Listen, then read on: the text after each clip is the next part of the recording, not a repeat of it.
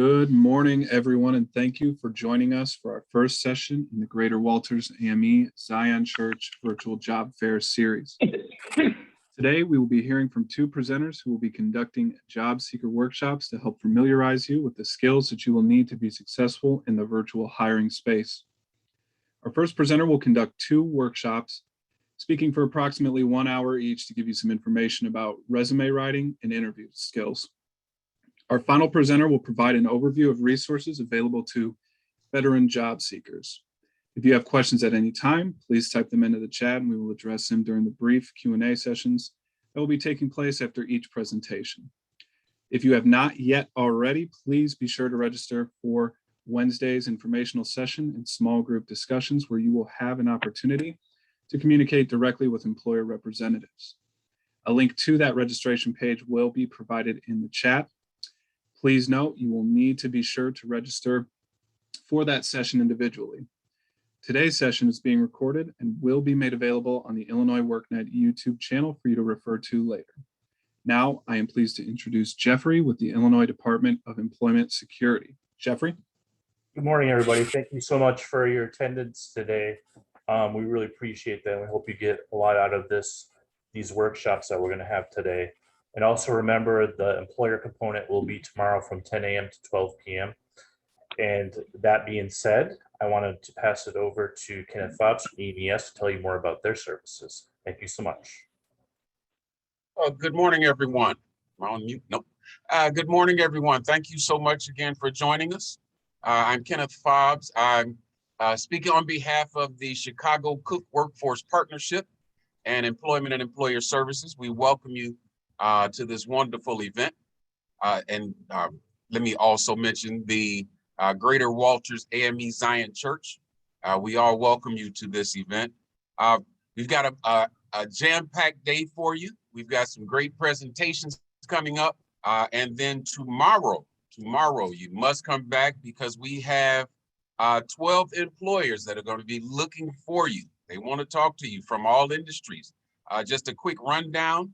We have ADIS Home Care, All Points Security, CTA, Amazon, Cisco, Illinois State Tollway, Highway Authority, Levy, MV Transportation, Northwestern Medical, Verizon, Worldwide Flight, and the Ardall Group. So if you can imagine, we have positions for everyone. If you're in the manufacturing, healthcare, security, transportation, there's a little bit of something for everyone. So please come back and join us. I think on that note, without further ado, I'd like to introduce my wonderful co-worker, colleague, friend, Miss Yolanda Bailey. She's going to give you an outstanding workshop here on talk about interviewing skills and resumes and everything to help you prepare for tomorrow's event and hopefully future events if you don't find something tomorrow. So please, Yolanda, you have the table. Thank you, Ken. Thank you so much for that warm introduction. Good morning, everyone. And just thank you so much for taking the time out to attend our workshops this morning. And today I will provide you with very valuable information for enhancing your resume and also for the next workshop of interviewing skills. Now, before I begin, I would like to discuss our partner, our funder, the Chicago Cook Workforce Partnership. And our funder, Chicago Cook Workforce Partnership, was created in 2012 as an umbrella organization operating the public workforce center in the city of Chicago and Cook County. The partnership combines federal and philanthropic resources to provide comprehensive workforce development services to employers and job seekers. The partnership continues federal and philanthropic resources to provide comprehensive workforce development services to employers and job seekers. And as the largest public workforce development system in the nation, the partnership has helped place more than 70,000 individuals in employment, collaborated with more than 2,000 employers, and administered more than $400 million in federal and philanthropic funds.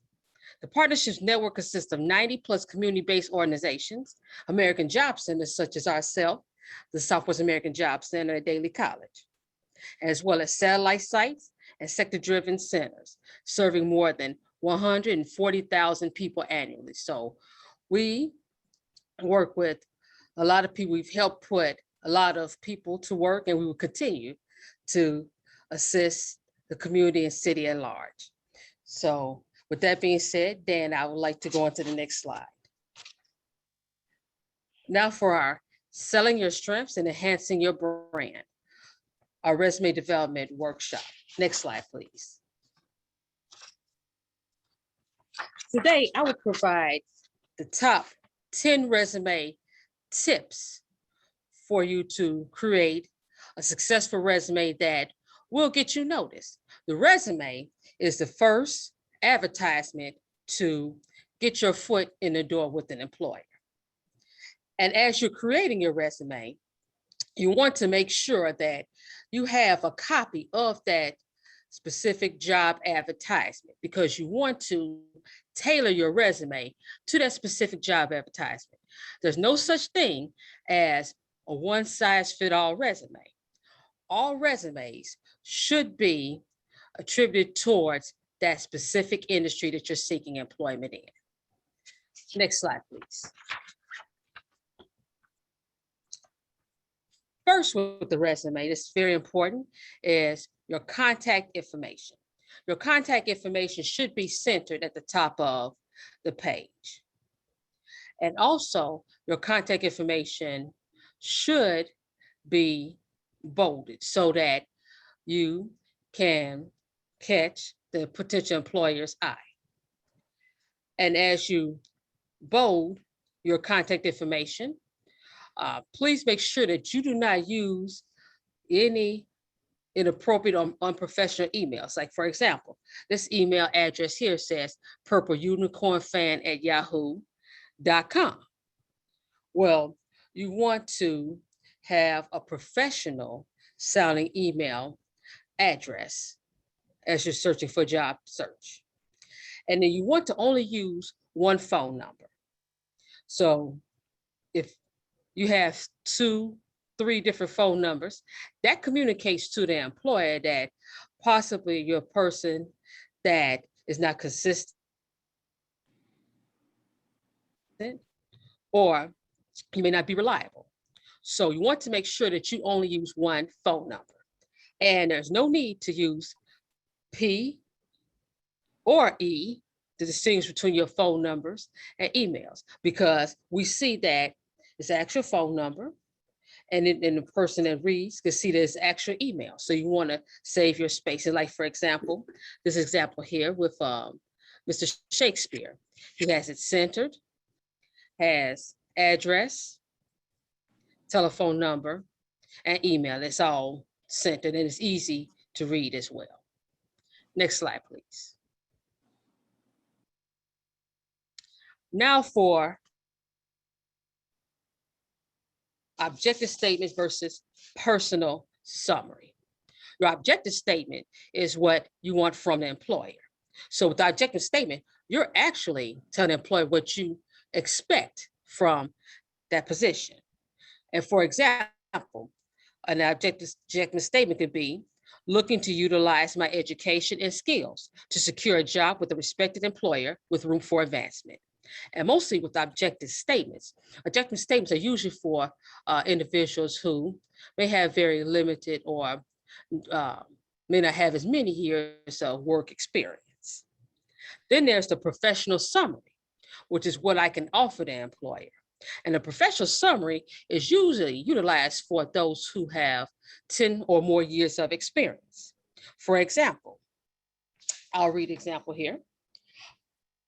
A professional summary could be bilingual automotive and sales specialist with over 10 years of diagnosing, maintaining, repairing, and troubleshooting automobiles using trouble code scanners.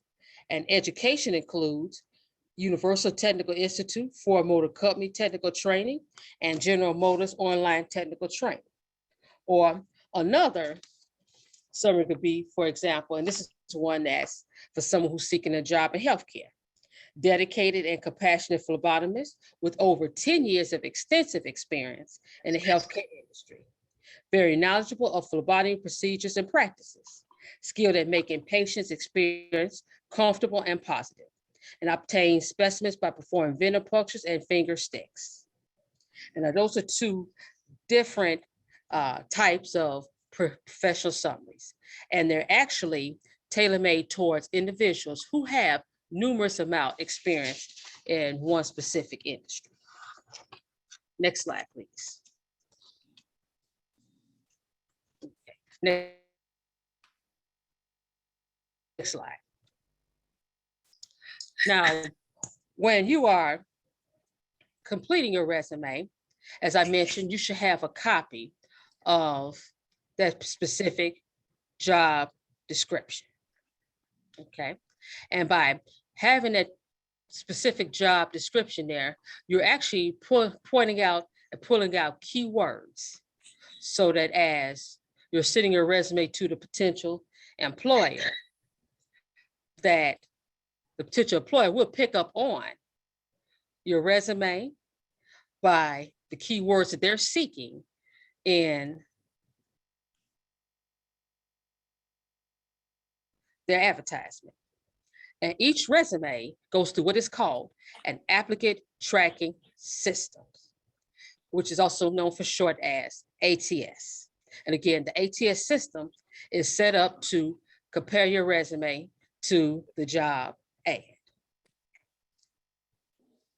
And with the ATS, you want to make sure that you're using your exact words from the job description, which also includes plural words, abbreviations, and you want to use numbers.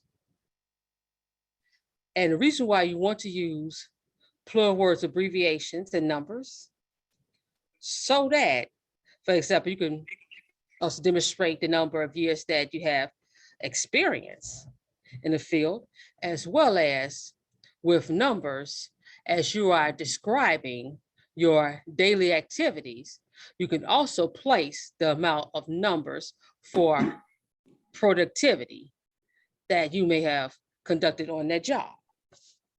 For example, if you're maybe working as a phlebotomist, you can say that you obtain 25 to 30 blood specimens daily by performing venipuncture or finger sticks on various patients, to include children and infants. And what you're saying there is that you're saying that you're actually putting a number towards the amount of work production that you have done that day.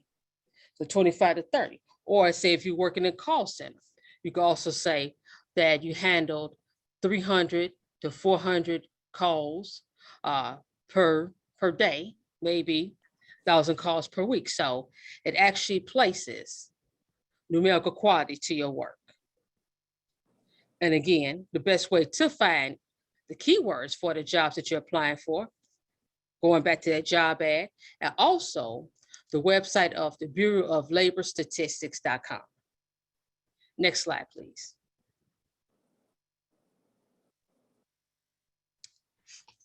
Now for the skills on your resume. You want to include your hard skills on the resume. Your hard skills are the qualifications that the employer is absolutely requesting for you to complete the job. Your hard skills are teachable abilities. They're easy to quantify, and expertise is necessary to successfully do your job. So with your hard skills, these are your skills that you absolutely are stating that you know how to do. Okay. And then also when you're creating your skills, you can create 3 columns. And with your professional skills, these are your additional skills that you have attributed and you have received as you've worked on the job. Like for instance, these skills here is for example of someone who's in automotive. And these are the skills that they've developed and learned on the job and performed probably on a daily or weekly basis, such as diagnosis and repair, suspension and alignment, maintenance, multi-point inspections, trouble code scanners. Also, additional skills such as bilingual in Spanish, and this could be placed under additional skills, or even this particular skill could also be placed into a professional summary, depending on how much experience this individual has received in this job. And so these are what are called need to know skills. Now, your nice to know skills are your additional skills that you may have picked up on the job that's different than the actual hard skills that you use to perform the job on a daily basis. Next slide, please.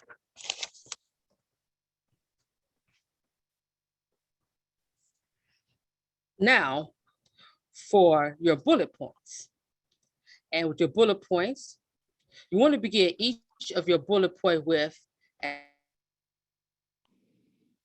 an action verb.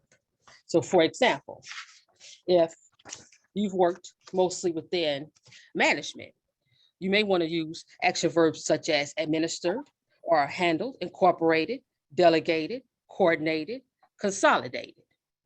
You may want to start off your action verb with a word of that caliber. Or if you mostly worked in customer service and developed people skills, you may want to use action verbs such as addressed or edited, elicited, enlisted, and explained, expressed. And also, when you are listing your jobs, you must list your past jobs in past tense and your present job in present tense. And all your jobs only need just the company name, your title, city, state, and the dates employed. Nothing, no phone number, no addresses, just that company name, title, city and state. And if you're no longer employed at that job, you will only just use the month and year to the month and year that you ended. But if you're still there, it would be month and year to present. And also, you want to use numbers and percentages and frequency whenever possible. Now, I'll give an example of a bullet point that someone is using. And then if you can click on the next button. Okay, thank you. So instead of saying, I made sure that my work area was clean, better words that you can choose for your description is that maintained a clean, organized, and professional work area at the end of every shift to ensure safety and health standards were met.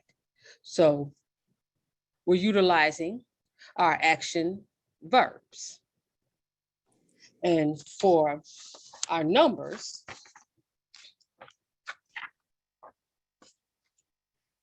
you always want to use numbers to describe your daily activities. Like for example, if you worked as cashier or customer service rep, then you may want to say greeted 200 to 500 customers daily at their place of business, processed sales transactions via cash, checks, debit, credit cards, averaging $5,000 daily. So what you're showing, the potential employees that you're showing work productivity. And work productivity for that week. So you don't want the employer to think, well, I wonder how many calls did this potential employee serve that day, or how many customers they may have greeted, because you're providing that information in your bullets. Okay, next slide, please.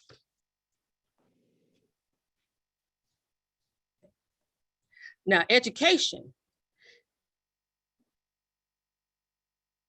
is very important as well. You can place your education after your work experience. And with your education, you want to include the name of the school, is the city and state, and the name of the degree or certificate that you receive. And with education, you always just only want to put the month and year completed, not started. Okay. And then if your education is over 10 years old, we recommend not placing the year. Because by placing the year, if it's over 10 years old, even though employers are not allowed to discriminate, an employer will actually look at the year of education and may attempt to figure out your age. So we encourage that if your education is over 10 years old, do not place that date on your resume. And there's no need to list high school or GED if you completed a program above high school or GED. So if you have received Associate of Arts, bachelor's, master's, there's no need to place high school diploma or GED. Then you also want to list your most recent or currently enrolled education first. So if you're still attending school, you can place the name of that school, city and state, and the type of education that you're seeking, as well as your anticipated graduation date. Also, if you have received any trainings or certifications within the field that you're seeking employment in, please place those on, because it shows the employer that, yes, that you're seeking more information in your industry and that you're seeking more resources so that you can better work in your industry. Then next slide, please. Thank you. Now for professional references. Now, if you're still placing references available upon request on your resume, please remove references available upon request. That's outdated.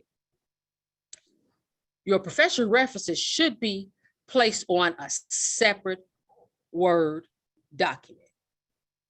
And you want to list at least 3 professional references. Your professional references can be former supervisors,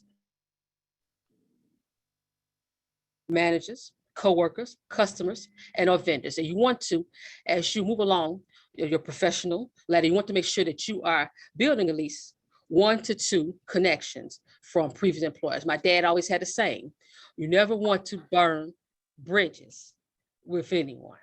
So as you are moving up your career ladder, you always want to make sure that you're establishing at least 1 to 2 professional contacts. And when you create your references, you want to list your strongest reference first. And with your references, you want to make sure that you place your most dependable reference. Now, you do not want to provide a reference for someone who may not check their email or voicemails as often.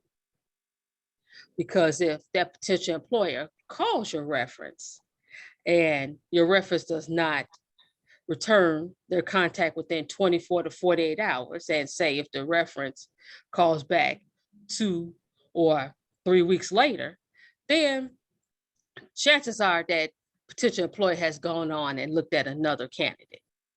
So you want to make sure that you place your strongest references first, reference that's most responsible to respond to contact, and as well as your reference that you've worked mostly closely with, and reference that you know that will paint a wonderful descriptive picture of your work. Because sometimes with potential employers, they will just call the first reference and they may not call the rest of the references. But if they call the first references or maybe the first 2 references, you want to make sure that they call the strongest references, and you don't want to place the strongest reference at the bottom. And most of all, you want to contact your references to ensure that, number 1, the contact employment contact information and employment is still accurate, because sometimes life happens and people may move around. So you want to make sure that your references have the same good contact information. And also, you want to let your references know that you're seeking employment and that there's a possibility that a potential employer may call that reference for you. So you don't want the reference to be caught off guard at all. Okay. Next slide, please. Okay. Thank you. And most of all, you want to proofread your resume. Because if you submit a resume that has errors in it, that communicates to the potential employer that you do not take special care with your work and that you're a person that wants to rush your work. You always want to proofread your work. And then you also want to have another set of eyes, or at least two pair of eyes to proofread your resume. Because sometimes there's mistakes that spell checker in Word may not catch. And if you leave out a word, spell checker won't catch that either. Then you also want to be mindful of words such as homonyms. And these are words that sound alike, but they have different meaning, such as you want to be careful of how you use the word like there and there, like THERE, THEIR, THEY'. Those words sound alike, but they have different meanings. And you want to make sure that you do not cross up the meanings, because in some resumes, I've seen some customers utilize homonyms incorrectly. So you want to also make sure that you are watching your homonyms. And then you want to have consistency. So whatever you do for one area, you want to do for all. For example, if you use month and year for one job, you should use month and year for all your jobs in your resume. And if you bold your title for one job, do you want to bold your title for all jobs? And also with your resume, read your resume out loud. Because by reading your resume out loud, you may catch certain errors. And then if it doesn't sound right to you, then you know that, okay, well, this is a couple of lines that I may have to revise. And also, if you're seeking employment still in the same area or a previous area that you worked, have one of your former colleagues also review your resume as well, because that former colleague can also make sure that you are utilizing the actual good keywords for your industry. Okay, next slide, please.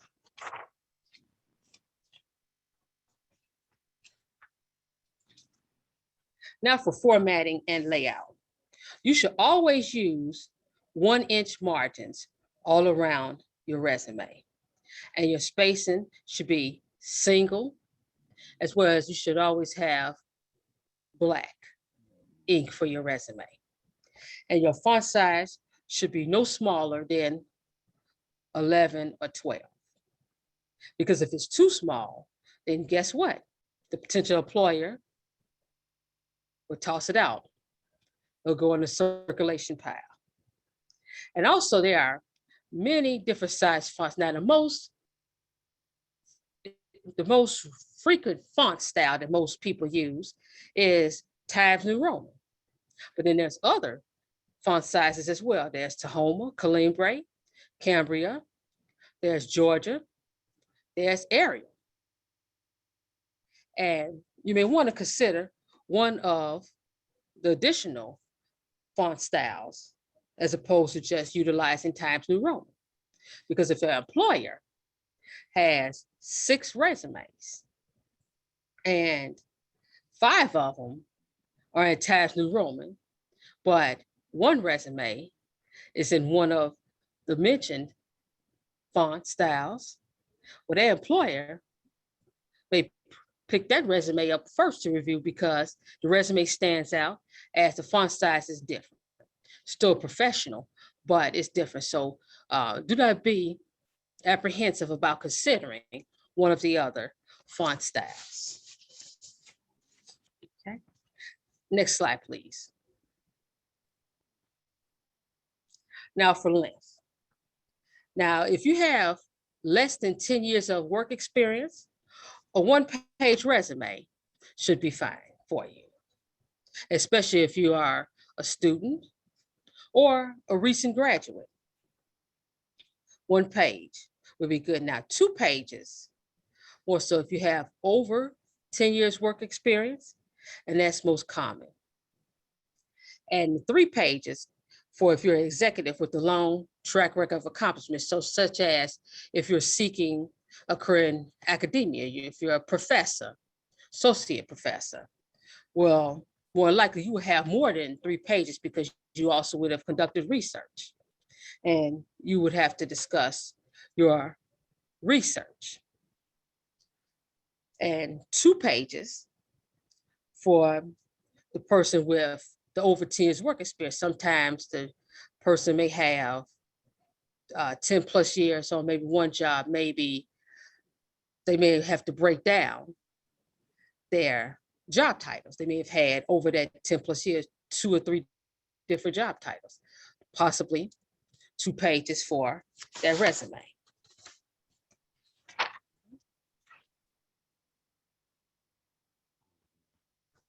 And now we're going to go to the next slide and we're going to what not to include. Now for your resume, do not place your resume inside of a template. Templates are difficult to read with the applicant tracking system. And the applicant tracking system will not pick up on the template. And do not insert any tables because tables also will throw off the applicant tracking system. So you want to make sure that when you create your resume, that you do not use tables. You create it straightforward. And do not include any photos. Now, photos would only be good if you are applying for employment as model or an actor or actress, then you include photos then. But for any other position, you not need to include photos. And do not insert any borders. Because again, the borders will also throw off the applicant tracking system. And do not use italics. It's okay for bolding titles, names of the job, but do not use italics. And do not underline anything, because when you underline something, what you're saying is that not everything that I performed in my previous employer was important. By underlining, say, well, only look at this section, and you do not want to communicate that to the potential employee. You want to show the potential employee that everything that you performed, all positions that you performed were very important. Okay, next slide, please. Now, with that being said, if anyone has any additional questions beyond today, my contact information is here. Please feel free to email me. And also, we have our website, www.eesforjobs.com. And with our site, we have a whole plethora of different webinars, job readiness training webinars, and financial literacy service webinars as well, that we do encourage that everyone review and register for. Okay, and with that being said, I'll open up the chat box for questions. Thank you so much for that presentation, Yolanda. Very thorough and wonderful information that you just provided there to the job seekers. For the job seekers that are on the call, as Yolanda just stated, if we can go ahead and enter any questions that you do have into the chat, that would be fantastic. We'll go ahead and start pulling from those questions now. So Yolanda, the first question that I did receive here in the chat was, I have heard from some sources that it isn't necessary to use objective statements these days. What are the pros and cons? Can you share some tips with those folks maybe? Okay, now, the pros of utilizing that statement is that what it does, it highlights your unique qualities. Thank you. It highlights your unique qualities and it allows you to indicate your skills and accomplishments, not necessarily related to your previous employer. And also, it allows you to include your 10 plus years of work history and um, uh, within that statement. Excellent. Thank you so much for that, Yolanda. So I hope so. I hope I answer your question. Absolutely. So the next question that I got here in the chat was, can the professional summary be part of the cover letter? In your experience, Yolanda, would that be something that you would suggest? Well, I would suggest with that cover letter that you mostly attribute the cover towards the description of the job of what the employer is seeking. So that would be a little bit different because you're including your 10 plus years of experience in that professional summary, but with that cover letter, you're actually attacking what the employer is actually requesting. Understood. Thank you for that, Yolanda. You're welcome. And Yolanda, we got another good question here in the chat. This individual states, with a job fair, sometimes a job advertisement or description may not be available in advance. How do you suggest the resume be customized for the positions that are available? How would you suggest they handle that type of scenario? Okay, and then and I just want to make sure I'm hearing the question correctly. So this is for attributing a resume towards a job in which you may not have the job description for. What you can do is you can review that job on the Bureau of Labor Statistics or on the Illinois Career Information System, so that as you're doing your review for that job, you can actually attribute those keywords from both the Illinois Career Information System and Bureau of Labor Statistics and incorporate those into your cover letter and into your resume. Awesome. Thank you so much for that You're welcome. information there, Yolanda. Next question I do have here is another good one. This individual asked, what additional resume tips do you have for job seekers over 50? Anything that you might be able to share with folks? Oh, yes, well, yeah, it's definitely, definitely do not place the year of your education. And with job seekers over 50, you definitely want to use that professional summary. And if you've had more than one particular job role at your previous job, you want to break down those different job roles to show that you've had a lot of good welfare experience at that job.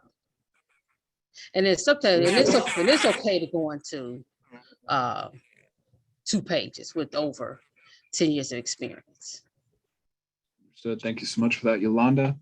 Yolanda, another question I did receive here in the chat. This individual asks, how does LinkedIn fit into your professional references? Any tips on LinkedIn and using that for job seekers on the call, Yolanda? Oh, yes.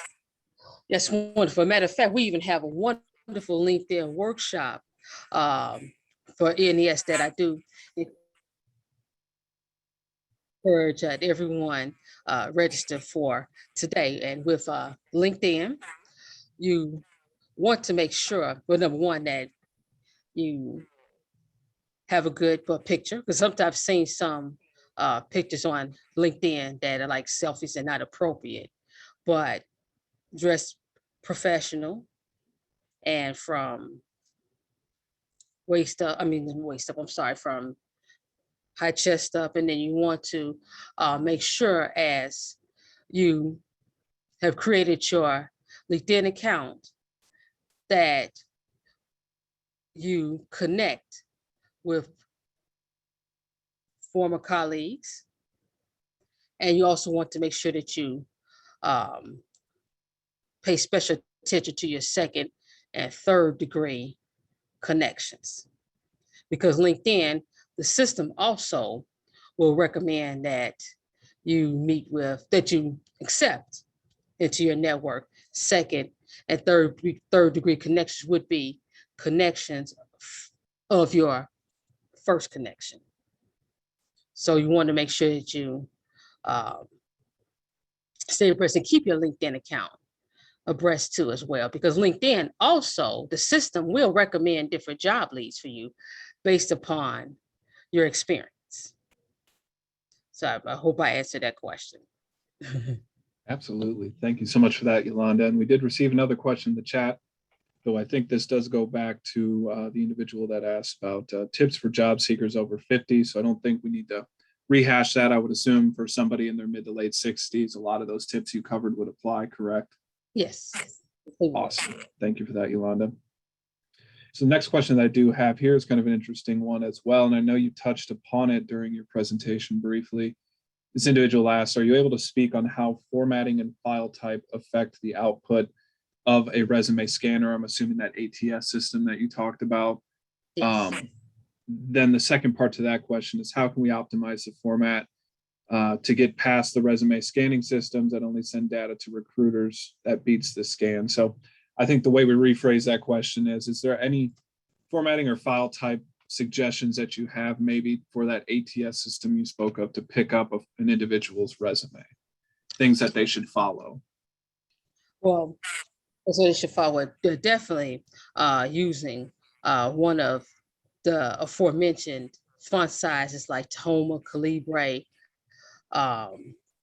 Arial, or using one of those, making sure that 11, 12-point font, no borders, because borders does throw off the system. They're just basic resume with the contact information created for and placed in the middle. And with that basic, the word I'm looking for, the basic structure, that you should be fine with making it through the ATS system. But the main thing is that you want to make sure that you're placing those keywords, those action verbs that the potential employer is seeking. Excellent. Thank you for that information, Yolanda. And then You're welcome. another question I got here in the chat, kind of pairing along with that. I don't know if you could speak to this or not, but this individual asks, I've heard that omitting dates from a CV, or in this case, we can say resume too, triggers the ATS to throw out your CV or resume. Can you comment? Do you know anything about that? You know, Yolanda? I haven't heard of dates throwing off the ATS system, but just importantly, when you use date, just always do month and year with your dates. So Excellent. Thank you for that, Yolanda. Another question that I have here in the chat, I'm seeing kind of along the age-related questions that we've already covered. This individual asks, with so many employers looking to hire younger, how do older adults get noticed? Any suggestions there for folks? okay, well, with the 50 plus, well, I call it the more experienced job seeker. What you do is also, when you've placed all of your information on your resume, you want to also make sure that if you taken any more recent trainings or certifications, you want to also place that on your resume too, because you want to show that even though you have a lot of experience, but you're still learning and you're still trying to stay current. And so that also helps with also getting you noticed if you're a more seasoned worker. And also, as a more seasoned worker, you also want to make sure that you, as you're giving that interview and applying, that you want to exhibit a lot of energy, lot of positivity. Not going thinking, well, oh, it's going to be difficult for me. Think positive. Excellent. Thank you for that, Yolanda. You're welcome. Did see another question here in the chat. I think this is directed more towards me. Did the individual that asked about the breakout rooms being available? They are not available today, but they will be tomorrow. Again, our 12 employer panel will be joining us tomorrow for brief kind of informational sessions to let you know what jobs they have available. And then after they have presented, we'll be holding breakout rooms with each employer rep in a specific room. And any of the job seekers that are on the call will be able to meet with those employer reps and ask some questions directly. So please join tomorrow's session. I will put a link to that once more in the chat here momentarily. Circling back to the questions that I have, Yolanda, the next question that I have for you, this individual asked, after I was laid off from my job, I acted as a caretaker for an older relative for months. Do I incorporate that into my resume? What would you suggest? Yes, I would recommend incorporating that because it shows that you didn't have a gap in employment. Because when asked, you can let the potential employer know, well, yes, I did have to take care of a sick relative, and that's actually acceptable, and it's actually noble. So you definitely would place that you also act as a caretaker. Excellent. Thank you for that, Yolanda. You're welcome. Next question I have for you here appears to be a formatting question again. This individual asks, can I use bullet points or paragraph on a resume? Would you suggest a certain format there? Well, let me see, Dan, is this the question asking using paragraphs or bullet points? I'm sorry, Dan, that's what I'm saying. Yeah, I think the individual is asking, is there a preferred method that you would suggest between the two that they listed? So would you say bullet point format, paragraph format, maybe a hybrid mixture of both? Is there a certain format maybe that you would suggest that an individual use when crafting their resume? Okay, well, I would recommend utilizing bullet points, because with bullet points, it's easy for the employer to scan. And then also with utilizing those action verbs, because those action verbs stick out in the bullet points. They scan, because with paragraph, the potential employee may have to sift through the paragraph, and it may take them time to sift through the paragraph. Whereas with bullet points attracts their eye right away, and then they can see the different action verbs as well as your quantifications about your position at your job. So thank you so much for that, Yolanda. You're welcome.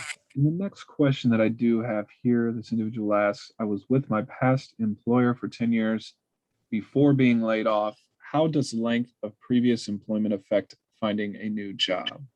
Any insight there that you can lend, Yolanda? Yes, well, actually, being with the employer for 10 plus years actually shows that it shows loyalty. It shows loyalty, that you were committed to performing a daily task on the job and committed to that employer for those 10 years. And also, it shows too that you've learned a wide wealth of different skills on a job, meaning that besides just the one skill that you learned when you first began that job 10 years ago, you learn additional skills which make you even more valuable. So that the 10 years, so it doesn't look bad. It actually looks good because it shows that you are a dedicated employee. Excellent. Thank you so much for that, Yolanda. And with that, looks like we have reached our final question here that I've received thus far. We still do have approximately 10 minutes or so allotted here. So for job seekers who are on the call, lots of great questions thus far. If you do have any additional questions that you'd like to ask Yolanda, please feel free to enter those into the chat. And of course, she will do her best to get an answer for you. Yolanda, let me see here, one moment. This question will be directed more towards me. This, the individual who asked if there is going to be a recording to access to view the missed content. Just an FYI to all the job seekers on the call, I did give a brief statement at the beginning. The session is being recorded and it will be uploaded to the Illinois WorkNet YouTube channel later this afternoon. At that time, of course, you'll be able to access the video and then view any of the missing information that you weren't able to see. So just an FYI there. Another thing that I'd like to note as well, I've been periodically dropping a link to the registration page in the chat, as you'll see here. If you have not yet registered for tomorrow's session to meet with employers, please be sure to do so at some point today. And of course, you know, as I briefly already explained, you'll have a chance, obviously, to see some of the jobs that each employer has available, some of the benefits they offer, some of the perks, so on and so forth. And then you'll have an opportunity directly after those presentations to meet with those employer reps and ask them any questions that you have. So please be sure to register for tomorrow if you have not yet already. Again, want to make a final call for any additional questions that folks might have on the resume creation portion of our presentations today. Go ahead and give a final call here. If not, Yolanda, if you're comfortable, we can go ahead and move to our next presentation. You just let me know. Okay, well, yes, I'm comfortable with us approaching our interviewing skills workshop. Excellent. Okay, Yolanda, you can begin whenever you are ready. Okay. Yes, I thank you all so much for sticking in with us. And it's just my hope that the information that we provide today is very helpful to you all, because not only are you all participating in the hiring event, but you also will be attending other interviews outside of today's hiring event. So it's just my sincere hope that the information today that you will find useful and important. And so I'm going to provide you all with a wealth of information for successful interviewing. Okay. Next slide, please. Okay. And again, just for a little overview of our agency, Employment and Employer Services. We actually operate out of 19 locations in Chicago, suburban Cook County, and Will County. And our locations also include centers that offer real programming, and all of our services are free and available to the public. So we do encourage that everyone today, please take advantage of our services, because they're there to assist you as you are conducting job search, because we want to make sure that you receive employment. Next slide, please. Now, the goals for you. You must set goals for yourself as you go out and you conduct your job search. And with the interview, you're selling your experience and skills to the potential employer. And you want to show enthusiasm and demonstrate that you're the perfect fit for that employment. You want to show the employer that you will be beneficial to their company or their agency. And also, as you are conducting your job search, you want to also make sure that you evaluate, make sure that the job that you're applying for, interviewing for, is a good match for you. Next slide, please. Now you want to look at the goals for the company.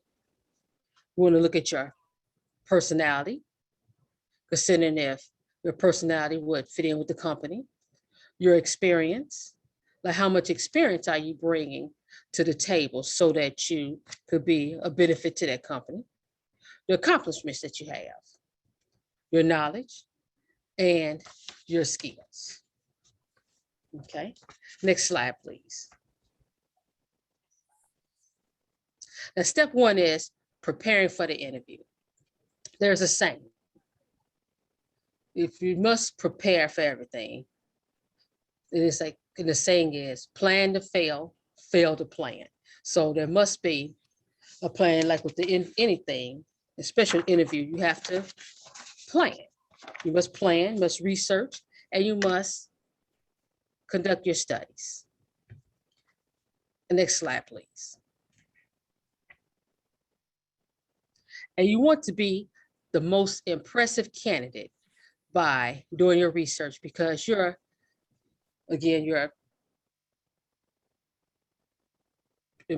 sitting in front of the potential employer.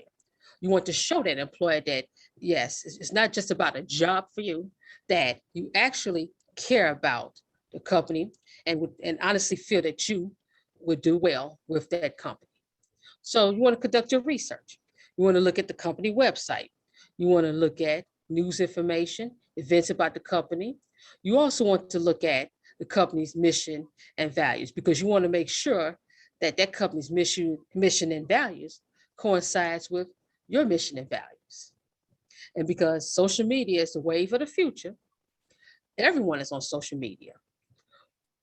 Our agency, Employment and Employer Services, we're even on social media. So you want to go to Facebook and you want to research that company on Facebook. You want to look at latest posts about that company. If there's any videos that discusses about that company.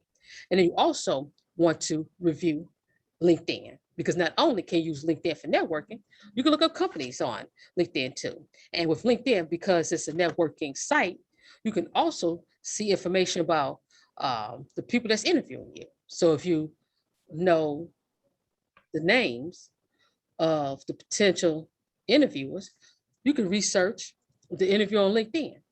And by researching the interview on LinkedIn, you can possibly see if you have something common to share with them during the interview, especially possibly during small talk, because it shows that you have researched the company. And also you may want to research too, how long the company's been around. And you also may want to just look at, let's say, other information about the company, not only how long they've been around, the company start, because sometimes the potential employer will ask you a question of, well, how much do you know about XYZ company? And you want to impress them by letting them know that you do know some information about the company, that you have researched the company. Okay, next slide, please. Nowadays, with the pandemic, we have been seeing a surge in a lot of customers conducting interviews via the phone. Although there are some in-person interviews, but lately within the past 6-7 months, there's been a lot of phone interviews. And so you want to use these 6 tips for getting past the phone screen. You want to have your resume and job on hand as you're on the phone, so that you can easily refer back to your resume and that job ad. And most of all, you want to find a quiet place without distraction. So if you have to go into your basement or a room upstairs, you want to make sure that it's quiet and there's no distraction. And as you are conducting a phone interview, stand up. While you're conducting the phone interview, stand up. And also, another recommendation I have is that you dress for that phone interview, because by dressing for that phone interview, you place yourself in a professional mindset. And during the phone interview, you want to smile and stay upbeat and avoid long-winded answers. So if the employer gives you a question, you wanted to answer that question Don't make it long and drawn out. Just answer that question, because by making it long and drawn out, it's almost like you're trying to just add things to say without just giving the employer what they want to hear. You want to make sure that you close on a strong, positive note with the employer. And then you also want to negotiate a good day and time to meet in person. Next slide, please.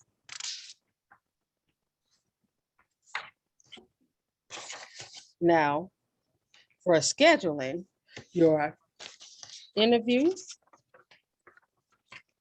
you want to take a practice drive of that interview.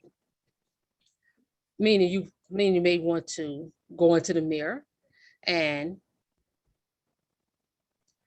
practice your questions. And most of all, if you have to go into person for that interview, you may want to make sure a couple of days before that you take a test drive or a test drive of public transportation to their location, because you want to make sure that you approximately can gauge your traffic, approximately can gauge the public transportation time. And now, even with taking ride shares such as Uber and Lyft, there's not a lot of drivers out for Uber and Lyft now, so the waits may be longer. So you want to also gauge that information. Then you're going to have a family or friend member conduct a mock interview with you. And it's good to have that family or friend, one person that you trust, to ask you some questions so that you can practice. Do you want to eat a light meal beforehand? So a light meal such as maybe perhaps yogurt or oatmeal. You don't want to eat very heavy foods, because by eating heavy foods, you may be kind of sluggish and tired during the interview. And then you want to arrive no more than 10 minutes early, because by arriving too early, you're demonstrating to the employer either that you're desperate or that you do not follow directions well. So you want to make sure that you arrive no more than 10 minutes early. Then you want to dress professional and make sure that you have extra copy of your resume, because there's been instances with interviews in which you may come to an interview, it could be a group interview, and not everyone may have a copy of your resume.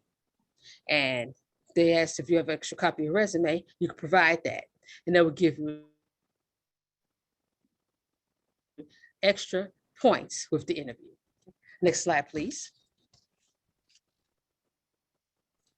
Now, first impressions and body language, they have a saying.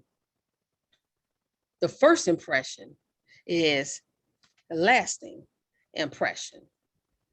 And with your body language, before you even say a word, people know what you're thinking by how you're positioned and how you're sitting and with your body language. Your body language actually says a lot about you without even saying words. So you want to make sure that you make a good first impression. You also want to make sure that your body language is intact and that you're positive. Okay, next slide, please. Now, how soon do first impressions happen? First impressions happen actually within a matter of a few seconds. So you really only have that one shot to make a good first impression to the employer. Then you want to take that first shot. Next slide, please. And interviewers, they often make the decision to hire or reject someone within the first few minutes of the interview. 5% actually decide in 1 minute, 30% in the first 5 minutes, and 60% decide in the first 15 minutes. So you have that one shot, and within that first, I say 10, 15 seconds, you want to wow me immediately. Next slide, please. Now, what to wear? Now, these are examples of what what you should wear. Now, the first young lady, this is perfect for the interview. This is business professional. She has on a nice black blazer, black skirt that goes below the knee, light white shirt, very, she doesn't have on a lot of jewelry, very limited with jewelry, which is good, maybe ring one or two rings, modest earrings, and she has on nice heels. And she has a portfolio, which is very professional. And the next young lady is business casual. And this style is usually for a long time after you've received the employment and you've been at the employer for a while. And she has the blouse and kind of business capri pants and the shoes, the pumps. The young man has a nice suit, tie, shirt, dress shoes. Business casual for the young man is just slacks, shoes, tie, and shirt. Now, I know you're probably wondering, well, if they go to the job and everyone else is looking business casual, well, because you're trying to get into that job, you want to dress business professional so that you can continue making a good impression. Because the individuals who are already on the job and they're dressing business casual, they have the job. You're trying to get to the job. So you want to be cognizant of what you wear. Okay. Next slide, please. You always want to open strong. You greet the interviewer by name and you state yours. Now, pre-COVID, we used a firm handshake. Now, sometimes fist bump has been appropriate. You want to make eye contact because the eyes are the window of the soul.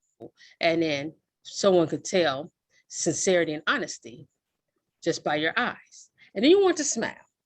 And you want to contribute to small talk. And small talk could be such as the weather or traffic. Just little nuances like that to talk about. And then above all, you want to make sure that you exhibit confidence. Okay, next slide, please. Now, these are 10 body language mistakes that can cost you the job. As I mentioned earlier, your body language says a lot about you. And with your body language, a person can see your expression and see how you feel about things, even without saying anything, such as failing to make eye contact. Remember, I've just said that the eyes are the window of the soul. You want to make sure that you make eye contact so that the person can see that you're sincere and honest. Failing to smile. You want to make sure that you're smiling so that you can let that potential employee know that you're friendly and approachable. Playing with something on the table. So if you start looking at something, playing with something on the table, then you are demonstrating to the employer that you're not interested in the conversation and therefore you wouldn't be interested in the job. And in bad posture, you always want to make sure that you're standing and sitting up correctly. You don't want to slouch because by slouch, you're saying that you're not excited about the job. And you don't want to fidget too much in your seat because it shows that you may have nervous tension. And definitely do not want to cross your arms over your chest. You want to make sure that your arms are straight to the side. Or you may want to sit on your hands if you're the type of person that uses too many hand gestures. You may want to sit on your hands. And you don't want to play with your hair or touch your face. And especially in the era that we're in with the pandemic. And you don't want to have too much of a strong handshake because too much of a strong handshake will show that you're a very aggressive person and intimidating, and you don't want to do that. Okay. Next slide, please. Okay, who would you hire? Okay, we see with this first picture here. The young man is kind of slouched over. He's not giving eye contact. He looks very disinterested. Then in the second picture, we see a young man. He is very upbeat, good posture. He's shaking the employer's hand, the potential employer's hand, I'm sorry, and he's looking at the potential employer through her eyes. And I just want to ask, just for instance, which one would you think would be hired first? One or two? And if anybody wants, you can place the information in the chat box.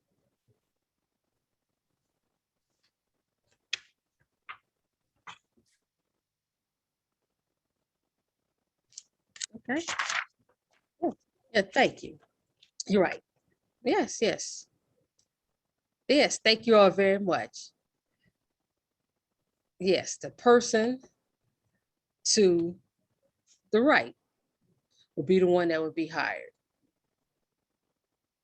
because he's exhibiting good posture, good eye contact, and good handshake, good firm, not too tight handshake. And he also appears confident too, as well, which that's what the employer is seeking. Okay. Next slide, please. Now for communication and interview questions. We're going to really get into the interviewing questions. Okay. Next slide. Now, these are different communication tips as you meet with the employer. The mirror method. And see in this first picture here with the mirror method, you're actually duplicating or replicating the body language of the other person. So like with these two gentlemen here, the interviewee is mirroring the interviewer. And so that's a good communication tip. That you want to be confident while showcasing your abilities. Because again, good handshake or fist bump, smiling, and you want to look the potential employer in the eye. Then you want to build a rapport with the interviewer, because you want to draw them interviewer in to you. You want to capture the interviewer's interest. So you want to build that rapport with the interviewer. Next slide, please. Now, common first and last questions are always, tell me about yourself. So when you tell me about yourself, you can talk about your past work experience, your education. And when you talk about your past experience and education, you're actually showing the potential employer how they would benefit from hiring you. And you don't want to bring up anything about hobbies or interests. You want to strictly attribute, tell about yourself to getting that job. And to how with education, your work experience, how that will benefit you for obtaining that job. And then why should we hire you? Again, you can go into about your experience, your education, and if you have any certificates or awards for that field, depending on the industry, you can give that information too as well. But you definitely want to leave out personal information. And also, when you discuss why you should be hired, you want to provide at least 3 unique skills that you possess and what you can do for that company, because it's all about showing the employer how they will benefit from hiring you. Next slide, please. Okay. Next slide. Okay. Now, nowadays, with interviewers are conducting behavior style interview questions. And now these are questions in which the employers are asking for you to discuss real life career situations. And they're asking for you to not only provide these situations, but they want to know how did you resolve these situations. And this is asked because the employer wants to see how do you resolve conflict. Everyone has made a mistake on the job. Everyone has had situations in which you've had instances to come up, you've had to resolve certain situations. And so that interviewer wants to know, how did you resolve that particular situation? What did you do? So that they know, okay, well, this person, they can create a plan of action for how to get out of a situation. Okay, next slide, please.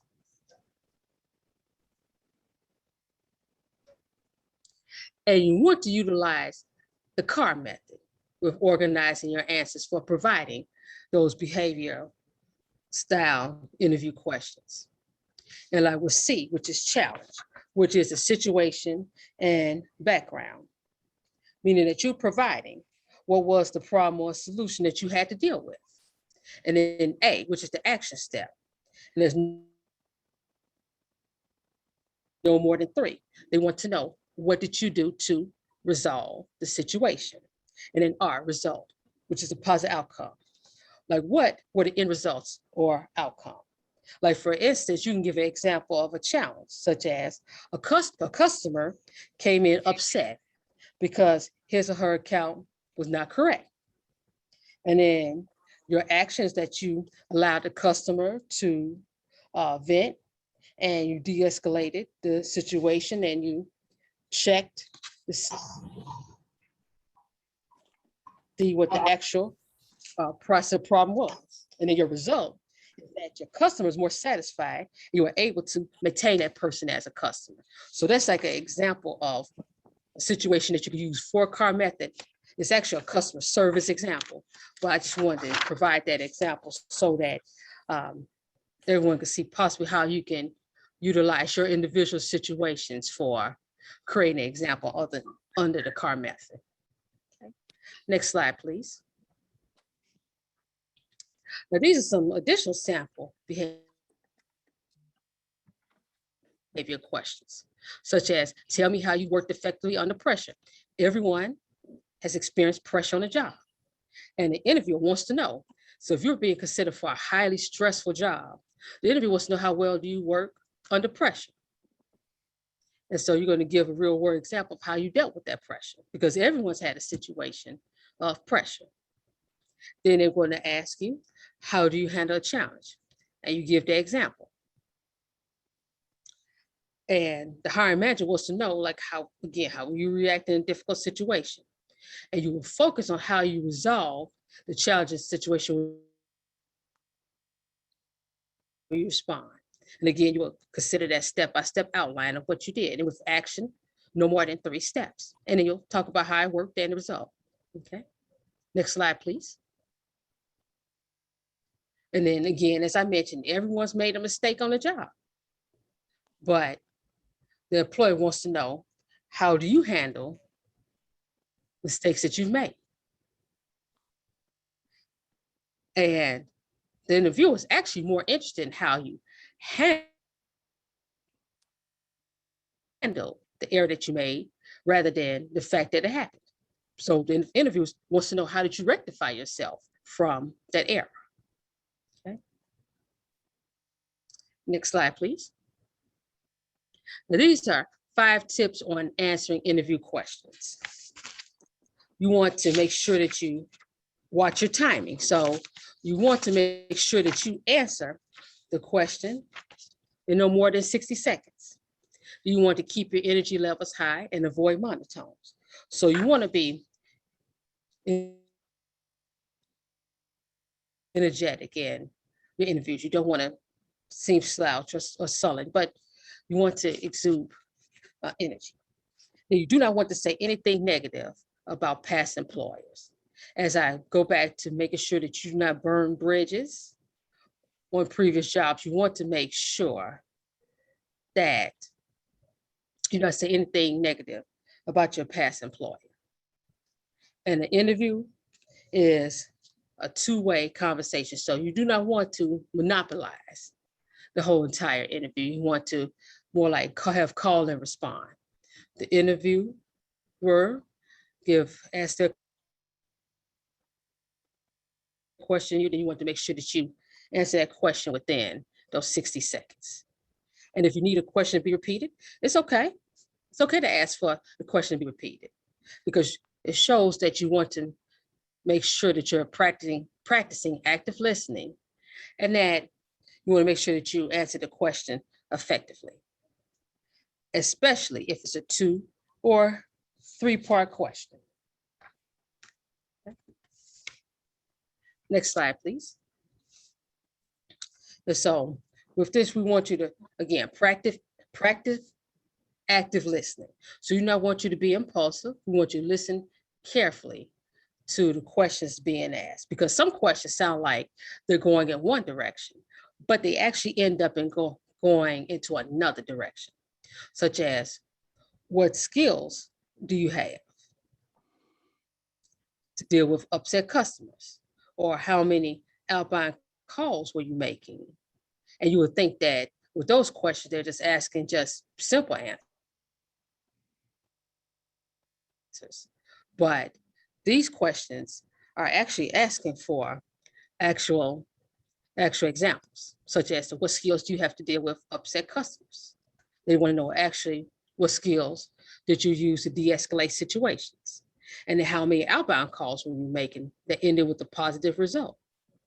They want to know exactly like, out of all your calls, example, of all your calls for a week, how many that started off on a bad note that ended up positive? So you want to practice those active listening skills, and you want to make sure that you are providing the potential employee with the answer that they want to hear. Next slide, please. And now for step 4 is closing the interview. You want to make sure that you close the interview on a positive note. Okay. Next slide. So you want to prepare a list of questions. And so there's also research that you can do to provide a list of questions that you could ask of the interviewer. Now, during that first interview, you want to stay away from questions such as salary or benefits, because those questions come up at a second interview when an offer is getting ready to be extended to you. So that first interview is just basically seeing if you would be a good fit for the company. So you want to stay away from salary and benefits for that first interview. And then when you prepare the list of questions, this is your chance to interview the interviewer. You may ask the interviewer questions such as what the interviewer enjoys about working at that particular company. Or you may ask the interviewer what could be expected on a daily basis for the particular position. Now you want to make sure that you ask for business cards, okay? Always ask for business cards, because after the interview, it's good practice within 24 to 48 hours to provide a thank you letter. And you don't want to do one thank you letter if you have a group interview. You want to make sure that you create an individual thank you letter for each of the interview panel. Okay. Next slide, please. Now, these are some possible questions to ask the interviewer. You could ask, how did this position become available? What are the days and hours for this position? What is the size of the team I'll be working with? Who would be my manager and what is their style? How would I be evaluated? And what skills will make the new hire successful in this role? And you can ask, what are the next steps in this process? but you want to make sure that you're asking questions that will benefit the company, and you want to stay away from asking just totally me questions. Okay. All right. Next slide, please. And as we mentioned, you have to obtain business cards from everyone. Now, if this is a virtual interview on Zoom, you want to make sure that you write down the information of the all interviewers so that you can provide separate thank you letters to the interviewers, okay? And unless you have any more questions, you can always say, thank you for your time. What I want to leave you with is that I really want this job and I know I'm the best candidate. If you have any follow-up questions for me, please call and call or email me. So you always want to end on a positive note with reiterating how you want the job and that you feel that you're the best candidate for the job. Okay. Next slide, please. Then now it's the follow-up, which goes into our thank you letter. Next slide. And for the thank you letter, now, as I mentioned, the thank you letter should go to the interviewer at least 24 to 48 hours after the interview. If you send a thank you letter 2 weeks afterwards, you might as well just move on to the next job, because to send 2 weeks after the interview, more likely that interviewer has already selected another candidate. And when you don't send thank you letters, they'll assume that you don't want the job. And also, there's a much higher chance that I'll forget about you. So you want to make sure that you send that thank you letter at least within 24 to 48 hours. Okay, next slide, please. Now for a post-interview and thank you tips. You want to jot down any key tips, any key topics or interactions immediately after your interview. You want to keep that in email brief, because to give a long drawn email again expresses desperation and it's over the top. So you want to keep the email brief, jot down the key topics or interactions immediately. And then in the email, you want to explain once again why you feel that you're the best person for that job. So probably no more than 2 paragraphs for the thank you email. And you want to send the email within 24 to 48 hours, because that's the norm for business response. Next slide, please. And with that being said, I'd like to encourage you all to follow us on social media. Employer Services, we're on Twitter.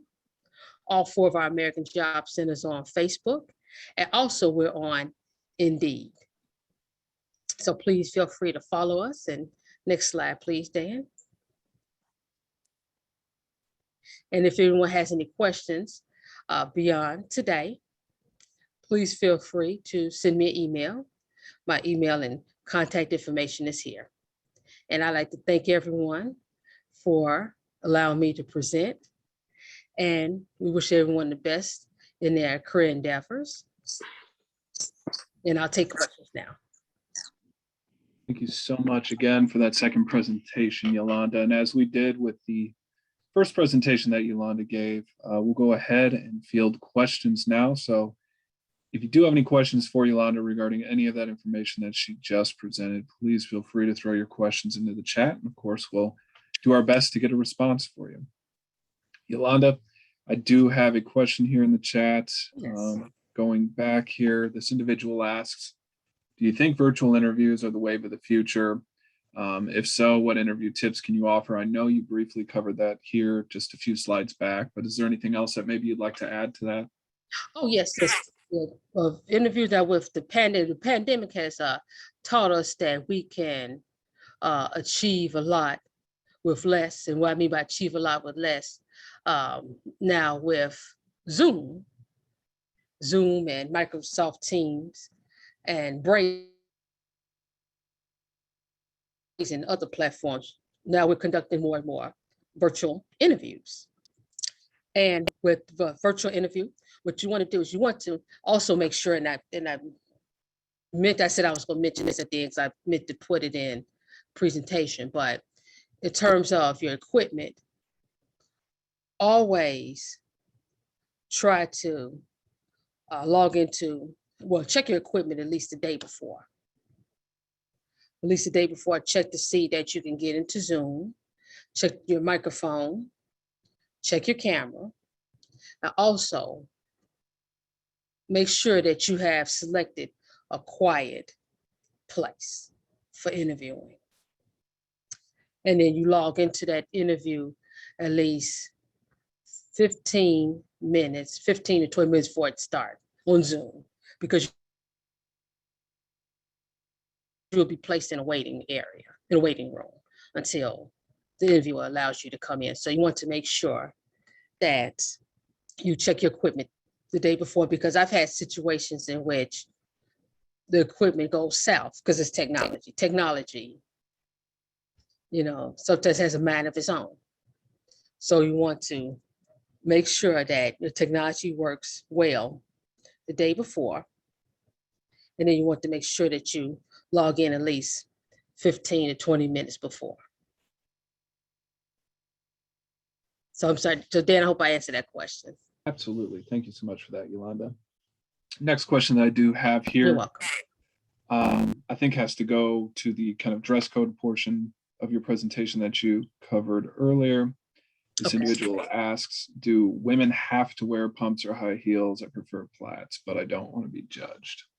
No, you don't have to wear high heels, because I'll be honest, I wear flats. I have on flats now. I have fallen arches. So I have to wear flats. But it's acceptable for women to wear flat dress shoes in the workplace. Women don't have to always wear heels anymore. Understood. Thank you for that, Yolanda. Okay. And Yolanda, I know you kind of talked briefly about hand gesturing during, interviews and what have you. This individual asks, for someone who talks, quote unquote, with their hands, how do you suggest this be controlled during the interview? Examples, appropriate posture or hand positioning. I know you'd suggest maybe sitting on your hands, or is there anything else you suggest folks do to kind of keep that under control? With the sitting on the hands, and also folding your hands lightly, that also stops the hand gestures by the sitting hand and the folding of the hands, like this here. Excellent. Thank you so much for that, Yolanda. And the next question that I have here is kind of speaking to maybe folks that have physical limitations or disabilities. This individual asks, I can dress the part and do all the things you recommend. My issue is that I walk with a cane. I know companies are trying to be more inclusive. Could this eliminate me from having a positive interview? What are your thoughts on that? With the cane shouldn't eliminate you from being considered. What you want to exhibit is that personality, and you want that personality to take precedence and look away from looking at the cane. So you always want to exhibit personality and confidence, and show that person to look more so as you, the person, and not the cane. Awesome. Thank you for that, Yolanda. And Yolanda, I know you covered this topic as well. But this individual asked, should thank you notes be emails or handwritten notes? Is there a particular preference that you've seen employers have, or a suggestion maybe that you would give to folks? Email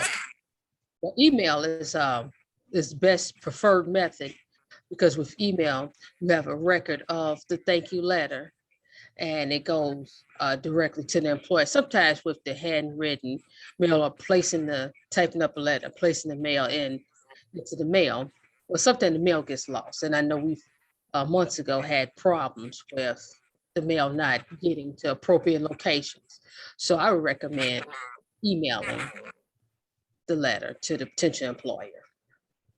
Understood. Thank you for that, Yolanda. And the next question that I have here in the chat, this individual asks, would it be appropriate to ask the interviewer if they were hired in their current position or if they were promoted into the position? What are your thoughts on that? Well, or you could ask the employer, like how they attained that position and the steps that they did to achieve that position. I mean, that'd be a proper question to ask. Excellent. Thank you for that, Yolanda. And I'm scrolling through here just to see if we have any additional questions. Looks like we did get one here. This individual asks, thank you, Yolanda, for your thoroughness. If I do not hear from the employer after sending the thank you letter, is it appropriate to send an email asking if the position is still available? What are your thoughts on that?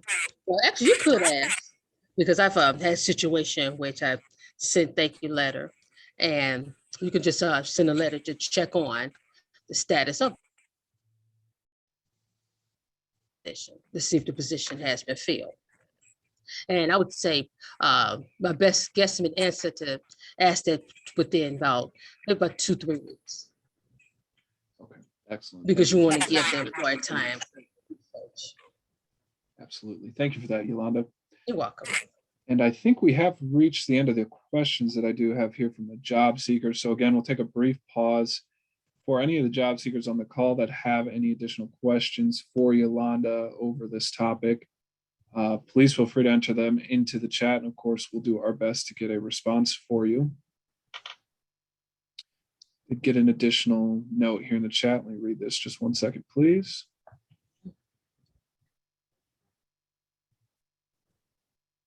I think that was more of a statement than a question I got here. Just said it would be great to follow up to see if the employer received your thank you letter and the status of the position.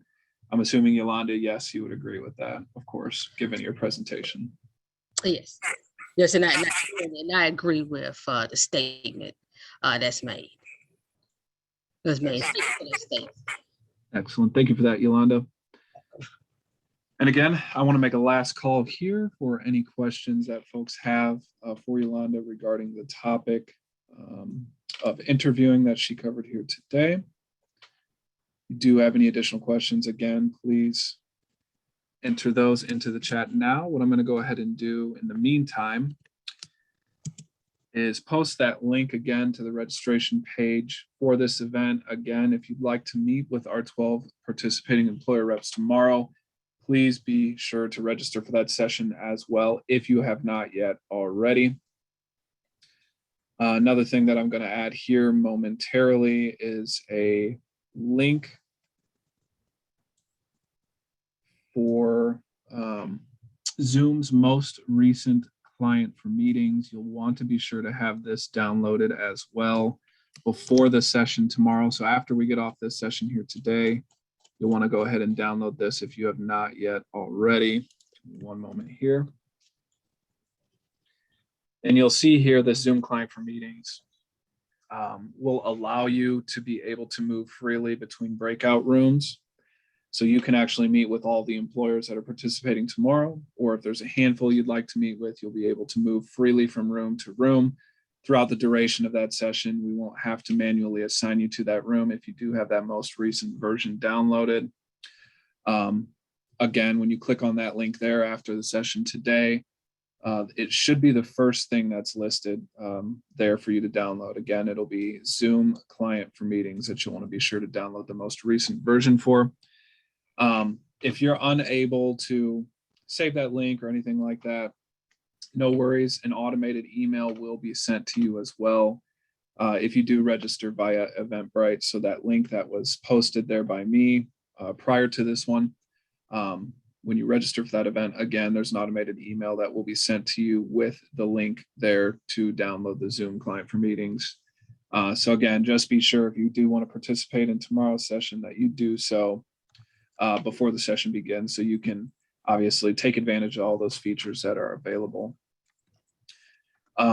With that, I do not see any additional questions here in the chat. So I think we can go ahead with our last presenter, and this will be Marlena Ragland with IDES. She will be covering some services that are available for veterans. So Marlena, are you available to present? I am here. Can you hear me? I can. You can begin whenever you're ready. Cool. So good day. My name is Marlena Ragland. I am a DVOP, and DVOP actually stands for Disabled Veteran Outreach Program Specialist. The disabled in my title actually refers to my status as a disabled veteran. I am an honorably discharged / retired Army veteran. Next slide, please. Here you see my acronym as well as the letters LVER. The LVER stands for Local Veteran Employment Representative. Statewide, Illinois is authorized 22 DVOPs and 18 leavers. We are considered JVSG staff. The JVSG stands for Jobs for Veterans State Grant, under the umbrella of IDES, which is the Illinois Department of Employment Security. Next slide, please.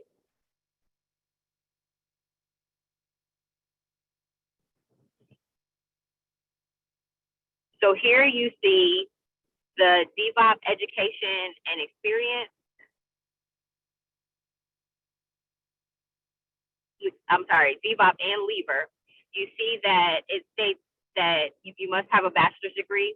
That actually it requires knowledge, skills, and mental development equivalent to completion of 4 years of college with courses in social or behavioral sciences, business administration, or marketing. It requires, requires an other than dishonorable discharge from the armed services of the United States, with preference given to qualified disabled veterans and other veterans in that order. There's an additional requirement for leavers, whereby it requires 1 year professional experience in marketing, public relations, or a related field. Next slide, please. So here you'll see what the DVOP duties actually are. Excuse me again, I'm sorry. DVOPs are tasked with providing veterans with individualized career and training services. One of the challenges that veterans may face when seeking job opportunities is significant barriers to employment, also what we call SBE, which include issues like substance abuse, homelessness, mental health issues, things of that nature. Disabled Veteran Outreach Program Specialists provide intensive services to meet the employment needs of disabled veterans and other eligible veterans, with the maximum emphasis directed towards those who are economically or educationally disadvantaged, including homeless veterans and veterans with barriers to employment. DVOP specialists are actively involved in outreach efforts to increase program participation among those with the greatest barriers to employment. Next slide, please. This slide speaks about the local veterans employment representative and what their duties are. They advocate for job-seeking veterans by serving as liaisons with employers and training providers. Local veteran employment representatives conduct outreach to employers and engage in advocacy efforts with hiring executives to increase employment opportunities for veterans. They encourage the hiring of disabled veterans and generally assist veterans to gain and retain employment. Leaver staff conduct seminars for employers and job search workshops for veterans seeking employment. They facilitate priority of service in regards to employment, training, and placement services furnished to veterans by the staff of the Employment Service Delivery System. It's all about being in a partnership. Next slide, please. In order to meet the specific needs of veterans, particularly veterans with barriers to employment, DevOps and Leaver staff are thoroughly familiar with the full range of job development services and training programs available at state workforce agencies, one-stop career centers, and Department of Veterans Affairs vocational rehab and employment program locations. Thank you so much for listening to my presentation. Fantastic. Thank you for that, Marlena. And with the conclusion of Marlena's presentation, that will actually be the conclusion, excuse me, of the job seeker workshop session altogether today. So again, thank you all for joining. I do want to give the folks at E&ES and then also the folks at Greater Walters AME Zion Church to have an opportunity to make any sort of closing statements or remarks that you'd like to make. Also, Jeff with IDES, I don't know if there's anything that you'd like to add before we wrap up today's session, but for those folks, I want to give you an opportunity to give a few closing remarks now. Yeah, I just want to thank everybody for their time, and I'm glad that you're able to make today's presentation, and we look forward to seeing you tomorrow. So please make sure that you are signed up if you haven't signed up already, and if you have anyone you know that might be interested in some of the opportunities tomorrow, by all means, let them know about it. So thank you so much, and I'll hand it over to E&ES. Hey, welcome again, everyone. Kenneth Fobbs here from Employment and Employer Services. And listen, we really thank you all for participating today. I hope you got received some wonderful information, took notes. We have 12 employers that are anxious to meet with you tomorrow. Again, a quick rundown. We have IDES Home Care, All Point Security, Amazon, CTA, Cisco, Illinois State Tollway Authority, Levy, MV Transportation, Northwestern Medical, Verizon, Worldwide Flight, and the Argdal Group. So please come out and talk to them, share some of or utilize some of the tips and tricks you received today from Yolanda's great presentation. We thank all our sponsors, the Chicago Cook Workforce Partnership, IDES, the Illinois Department of Employment Security, our wonderful traffic people here, this SIU, Southern Illinois University, for facilitating this event. And of course, the Greater Walters AME Zion Church. So listen, we thank you. We look for you tomorrow. Come in ready to rock and roll, because it's going to be a great event, and we're definitely happy to see you then.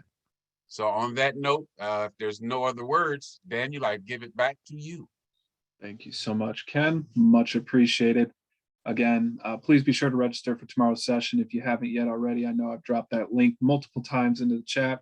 Also, please be sure to, again, download that most recent Zoom client for meetings add-on so that you can utilize all those breakout room features tomorrow and meet freely with the employers that you'd like to speak with. Again, just want to reiterate that the session has been recorded today. So if you did join the session late, or there's anything you want to refresh on, I will be uploading that later this afternoon to the Illinois WorkNet YouTube channel. So again, feel free to watch that and just get a brief refresh on anything that you like prior to tomorrow's session. Again, thank you so much to both Yolanda and Marlena for your wonderful presentations today, carving obviously time out of your hectic schedules to meet with us and share all this wonderful information. We look forward to seeing you all again tomorrow at 10 a.m. Thank you all. Have a wonderful rest of your day. Thank you, everyone, and best of Thank you. This was a really nice day. Thank you.